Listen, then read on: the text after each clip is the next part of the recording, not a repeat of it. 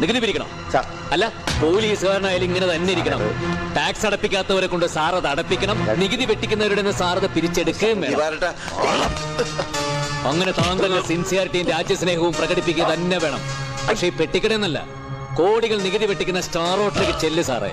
ലക്ഷങ്ങളും കോടികളും നികുതി അടയ്ക്കേണ്ട ഫ്ളാറ്റുകളിലേക്കും മണിമാളികളിലേക്കും ചെല്ലടോ. എന്നിട്ട് അവരുടെയൊക്കെ കുത്തിന് പിടിച്ച് താനത് പിടിച്ചെടുക്ക്. പിന്നെ താൻ എന്താ പറഞ്ഞത്? ഈ പാവങ്ങൾ കാരണം തന്റെ നാട്ടിലെ ചെറുപ്പക്കാരുടെ തൊഴിൽ പോയെന്നോ? അതിന് ഈ ഷട്ടൊടയുന്ന പണിയെടുക്കാൻ തയ്യാറുള്ള എത്ര ചെറുപ്പക്കാരുണ്ടോ തന്റെ ഈ നാട്ടില്?